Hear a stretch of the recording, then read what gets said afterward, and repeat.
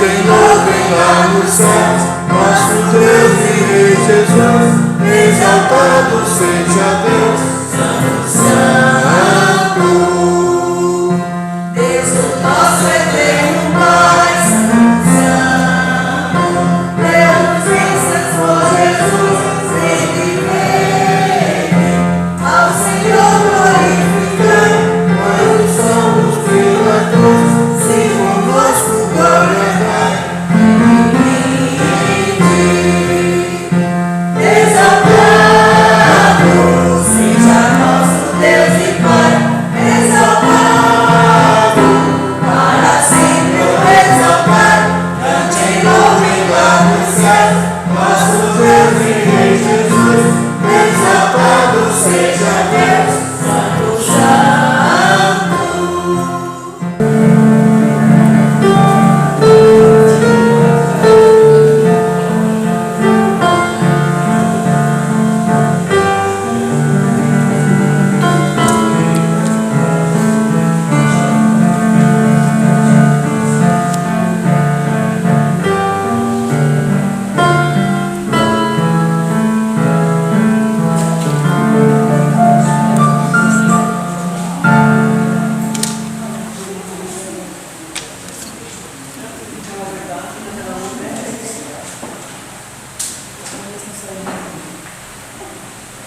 Vamos voltar ao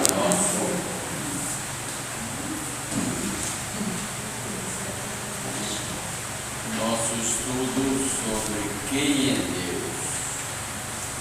E o nosso assunto de hoje é a saúde física não impedindo a morte. Já tivemos 2 lições neste assunto. E hoje iremos ter a terceira, que está no... Nós vamos ler o que lemos a semana passada. O segundo negrito, no final do segundo negrito. Mas antes de começarmos, nós gostaríamos de agradecer os irmãos, as orações, as presenças, a ajuda sobre a situação da irmã Liná. Ela está muito melhor. A partir de ontem de manhã nós fizemos uma caminhada na rua, bem pequena, mas ela andou segurada em mim. Encontramos uma vizinha que fazia tempo que não encontrava lá na rua mesmo. E a vizinha olhou para ela e disse: "O que está vendo com você, minha querida?" Ela disse: "Não, é moleza." Eu disse: "Ela não come, não quer comer." Aí a vizinha disse para ela assim: "Minha filha, vá comer. A vida é muito boa, muito, muito importante. Você conhece isso, a valorização da vida." Ele diz: "Você mora num lugar tão bom, tão especial, tem um marido maravilhoso." Eu não quis terminar o resto aí, bondoso. "Então, lute por isso, é o que Deus lhe deu." Então, parece que a palavra da vizinha, às vezes uma pessoa não crente chega lá e eu disse: "O problema é esse, ela está fechando a boca." E a vizinha disse mais uma coisa que chamou a atenção. Disse assim: "Quando as pessoas não comem, o estômago fecha. E as pessoas não podem comer mais, podem comer aquilo. E aquilo não é suficiente para energizar o corpo." E entrou, tomou um banho, comeu abacaxi, comeu pão. Oh, glória. E quando foi no almoço, comeu mais que eu. Amém. Então ele se levantou, arrumou a geladeira que deu pane, nós trouxemos a que fica no gabinete, colocamos lá e arrumou, preparou café,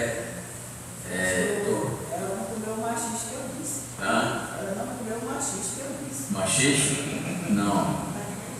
E foi comendo e hoje disse que não vinha porque talvez não aguentasse 2 horas sentado em uma posição, mas disse, vai que eu vou preparar o café para a gente. Então ela já está pensando em comida e já está melhorando. Está melhorando. Então não sei se é por causa da lição que nós estamos ensinando, dizendo que morrer é estar com Cristo, que o crente não tem medo da morte. Eu acho que, mas não é nesse sentido que nós falamos. Vamos ler. Nós,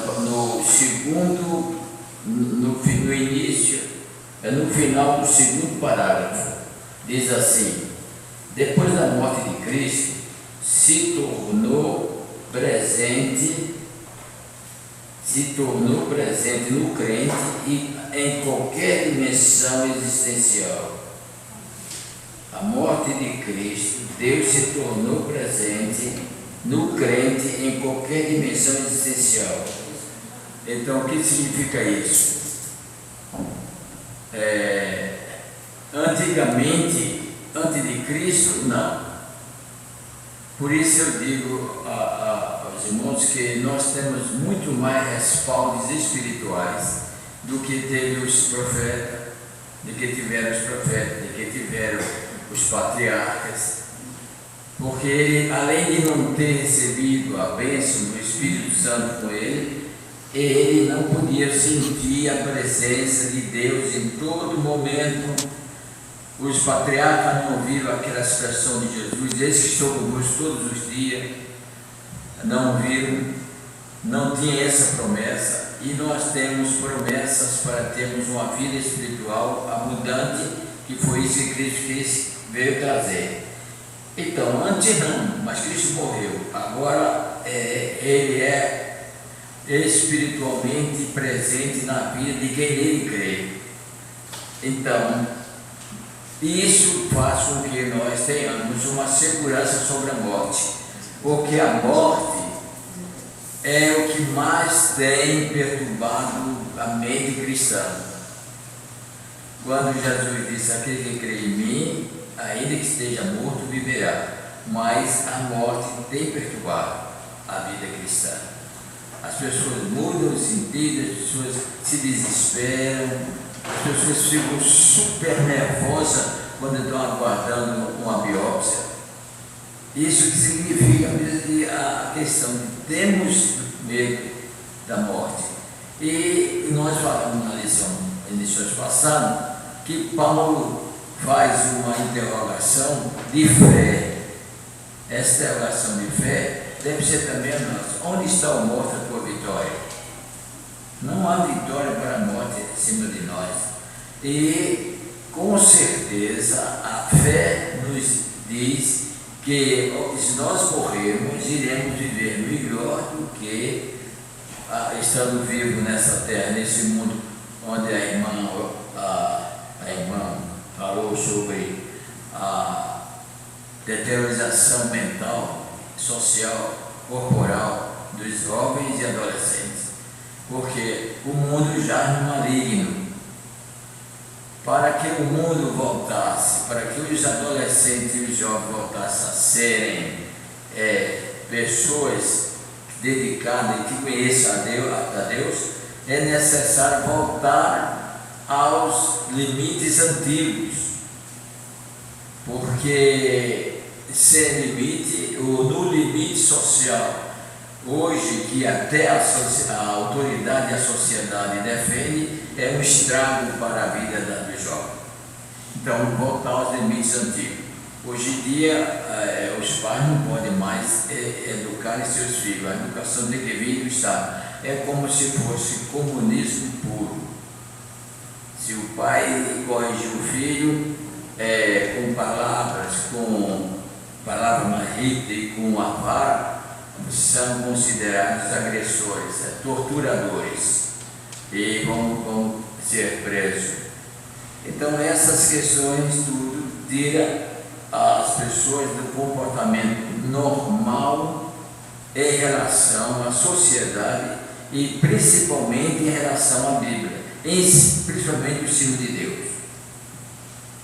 Mas, quando nós entendemos que Cristo morreu pelos nossos pecados, Cristo estava no nosso lugar na cruz, e que ouvimos a expressão de Jesus dizendo: teus pecados não me lembrarei mais. Então nós temos uma certeza de que ao passarmos dessa vida é muito melhor nós estarmos lá do que estarmos aqui. Mas o nosso apego às coisas materiais, isso significa parente, bens e mais honra, poder. Essas coisas fazem com que as pessoas fiquem ligadas a essa terra. Eu comparo até que existem cristãos que estão como os pássaros. Quando eu era menino, eu fazia essa maldade. Pegava debaixo de uma árvore, limpava, colocava comida para os pássaros, eles comiam.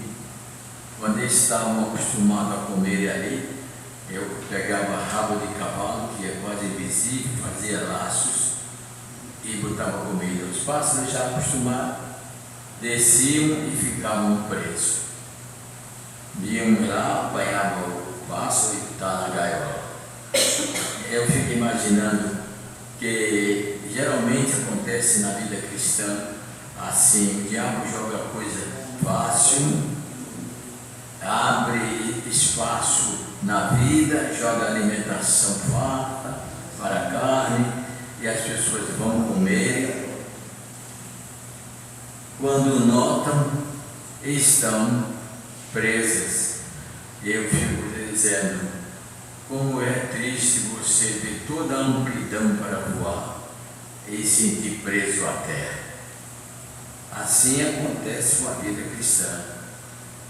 É preso pelas coisas materiais. Mas quem crê em Cristo sabe, quem crê nas promessas dele, sabe que as coisas que virão serão muito mais importantes do que aqui estão. Então, morrer, eu digo que para o crente é uma promoção. E por que nós já batemos tanto, choramos tanto quando a pessoa morre? É nosso egoísmo, a nossa vontade de ter aquela pessoa todo o tempo conosco, sabendo que, primeiramente, se deve saber que ninguém é de ninguém. A música popular diz uma verdade, mesmo sem entender: ninguém é de ninguém. Eu não sou de nada é minha, eu sou de Deus e nada é de Deus. Nós somos de Deus e Ele sabe o que é melhor para a gente e vai colocar a gente ou na terra ou no céu, que é uma expressão que não podemos nunca desligar: terra e céu, tanto na terra como no céu. Nós não podemos desligar disso a nossa vida toda, porque como Paulo diz lá em Romanos 14, 7, 8, ninguém vive para si mesmo, nem ninguém morre para si mesmo. Quer morramos, quer vivamos, somos do Senhor. E como é que pode provar isso? Porque Cristo morreu e ressuscitou para ser Senhor, tanto dos vivos como dos mortos.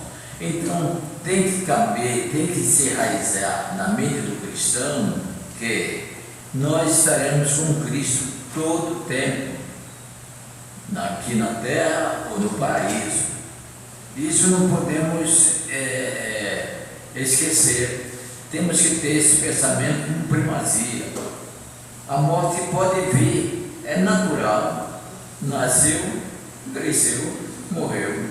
É uma linha sem interrupção. Então, é natural a morte. Mas quem está em Cristo, nova criatura é. As coisas velhas passaram, o medo da morte, a morte física não tem mais poder sobre essa pessoa, porque nós não somos físicos. Quando nós nascemos de novo, nós nascemos para o Espírito, nós somos seres espirituais, embora ainda estejamos na carne, mas nós não somos carnais, porque os carnais se inclinam para as coisas da carne, os espirituais para as coisas do Espírito. Então, se nos inclinarmos para as coisas do Espírito, nós iremos ver e sentir isso facilmente. Quer morramos, quer vivamos, somos do Senhor. Uma coisa que não pode acontecer é Jesus nos rejeitar. Isso não pode acontecer, porque Ele nos prometeu, a não ser que nós o rejeitamos antes, porque Ele diz com muita prioridade: aquele que me negar diante dos homens, eu o negarei diante de meu Pai que está no céu. Mas se me confessar diante dos homens, eu o confessarei diante de meu Pai que está nos céus. Não existe labirinto nas promessas de Jesus, nem no caminho que Ele colocou para nós seguirmos. Não existe labirinto. É só seguir fitando, olhando para Jesus, que é o autor e consumador da fé.